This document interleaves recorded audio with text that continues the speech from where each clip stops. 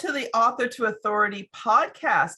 And today we have another special Podapalooza episode. And if you didn't listen into the last time, I am attending a one-day conference where the goal is to connect podcast hosts with podcast guests, and you get to do on-the-spot interviews with them.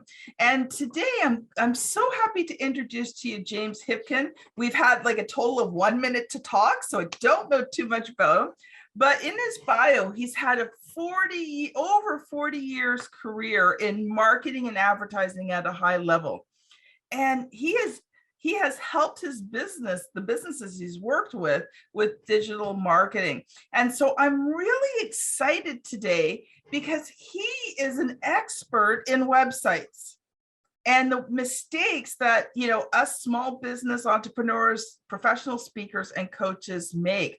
So I am excited for today's conversation. I know I personally am going to learn a lot. So James, welcome to the show. Kim, it's an absolute pleasure to be here. I'm looking forward to our quick chat. So James, why don't you take a minute or two and just tell us a little bit more about yourself? How did you get into this field?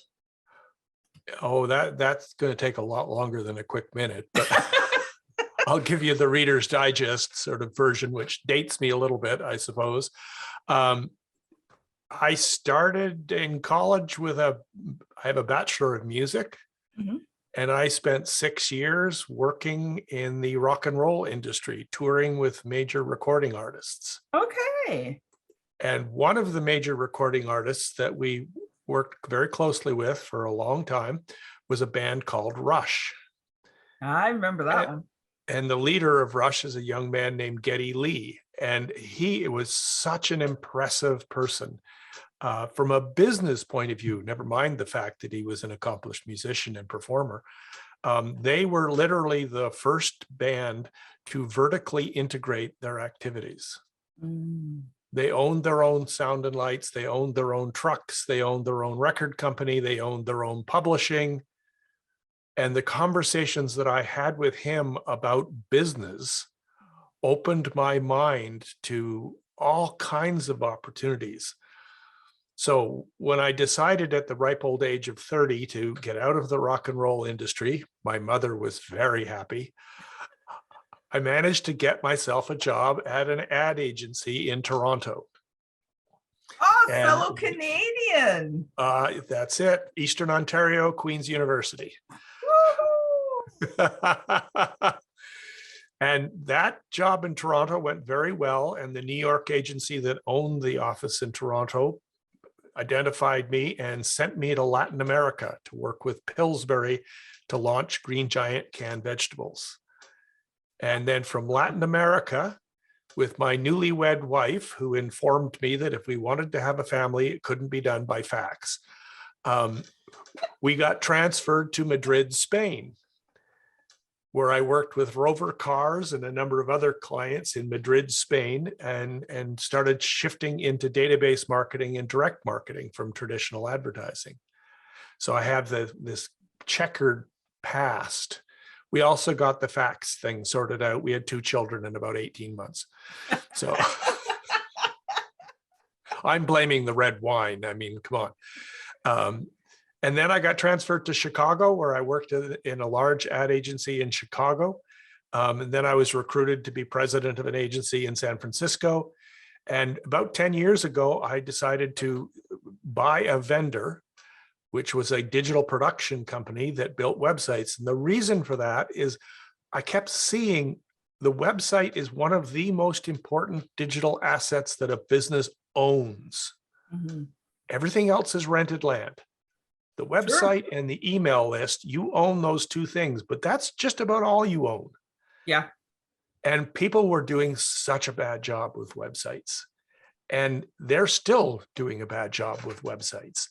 And this is my passion, is to help businesses be successful with online marketing.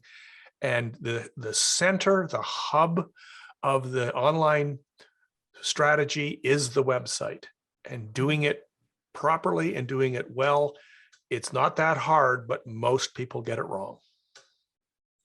You know what, I couldn't agree with you more. And I think, one of the things that, my audience faces, especially when you're a small entrepreneur, you're a professional, you're a speaker, a coach, is you don't always have the money that it takes sometimes to have these professional websites done. And that's why I'm glad that you're on here today, because I know that there's things that you can teach and train on that even people that maybe you can't afford to have those big websites, but there are some things that you can do yourself to improve your website, even if you don't have the money for a big professional one. So I'm excited.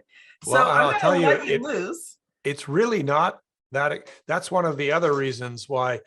I mean, our day-to-day business is building large corporate websites, which have very large budgets, often into six figures, which is a roundabout way of saying we actually know what we're doing.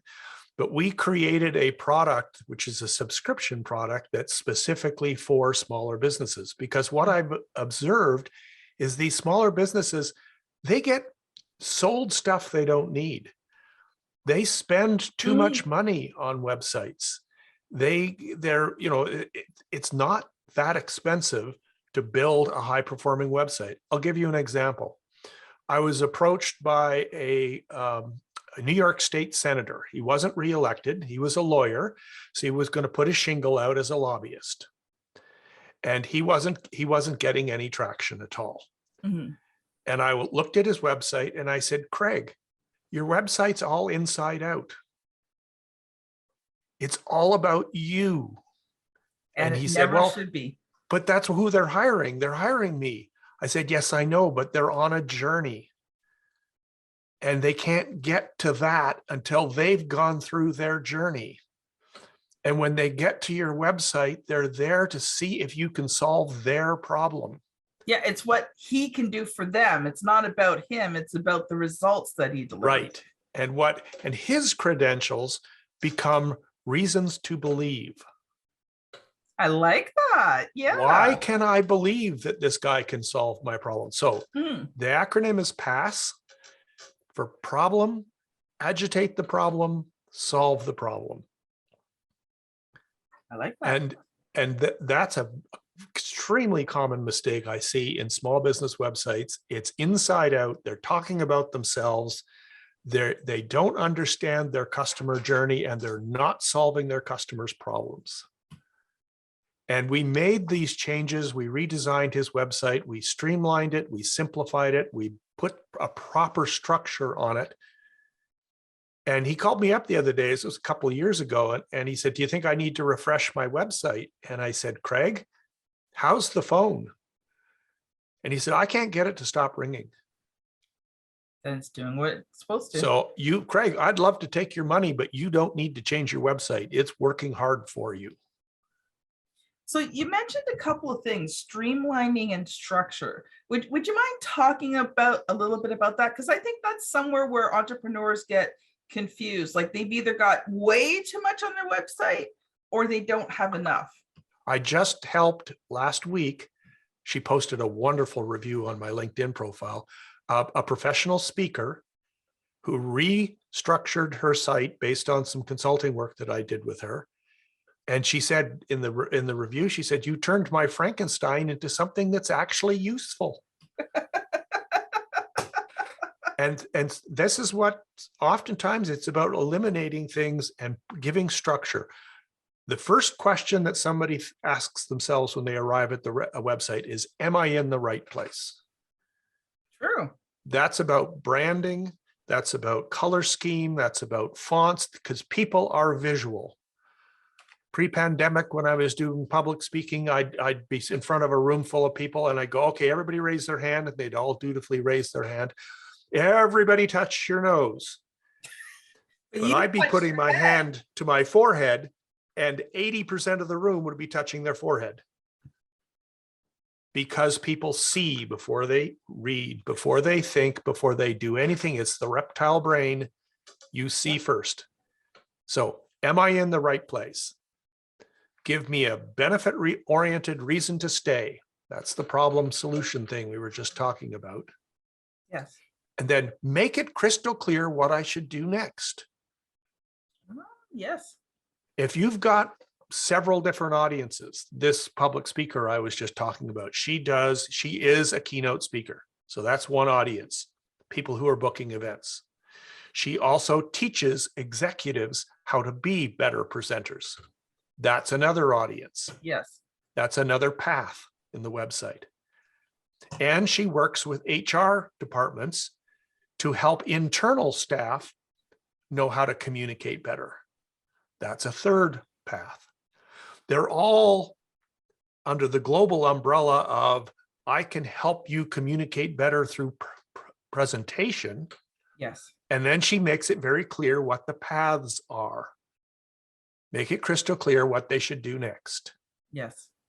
And then immediately under that, there's some reasons to believe. Her experience, number of years she's been doing this, a whole strip of logos of recognized companies that she's worked with, some testimonials, that sort of thing. And that's it. That's the whole homepage. Yeah. Not just simple.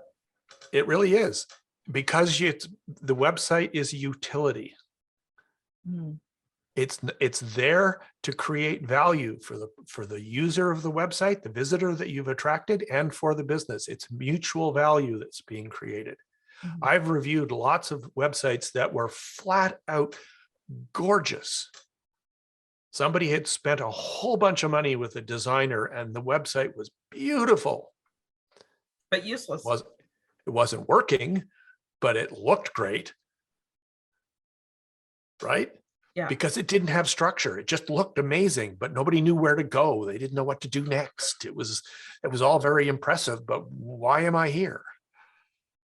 Yeah, it's funny, you're talking and I'm already thinking about, my website. Like, it's a work in progress. It's not really there yet. And I had to put it on the side for a while, but while you're speaking, I was thinking about, how I do it, because, under my brand, I've got a couple of different things. So I've got this podcast under the Author to Authority brand. I've got my book under the Author to Authority brand. And then of course, my publishing services. So, now you've got my brain thinking about, how am I structuring my website to make sure that people can go where they need to go. So I am so glad I interviewed you today, James.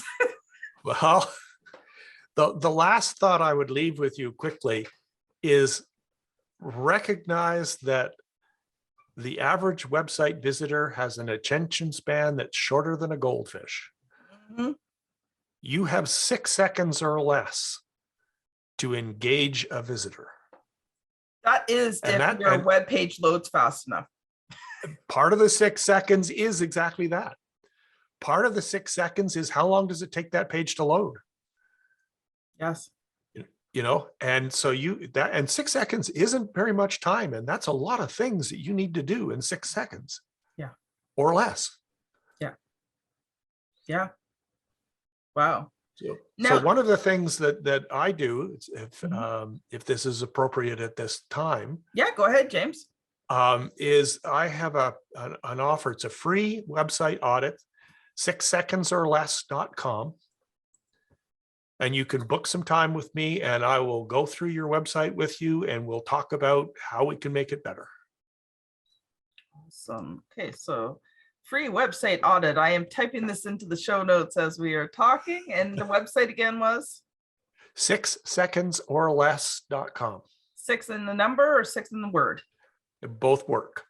Okay. 6 with the word is probably best, but they both work. 6 second. Or less. Or less. 6secondsorless.com. Awesome. Yay. Because I wanted to make sure I got that onto the show notes there.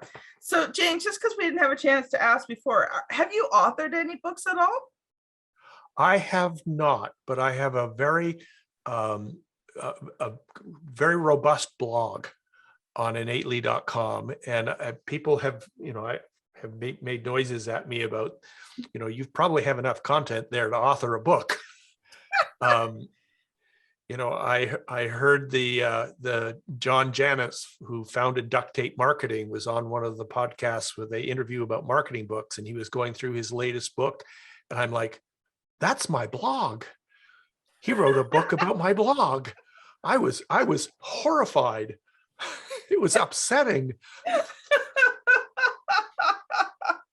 Well, here's the wonderful thing. People can write books on the same topic, even have the same target market, and there will still be an amazing group of people who would choose your book over somebody else's, just because they resonate with you more.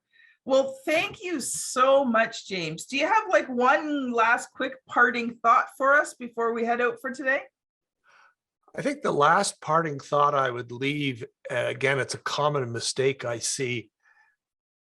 Don't try to boil the ocean. Digital marketing can get really overwhelming. Yes.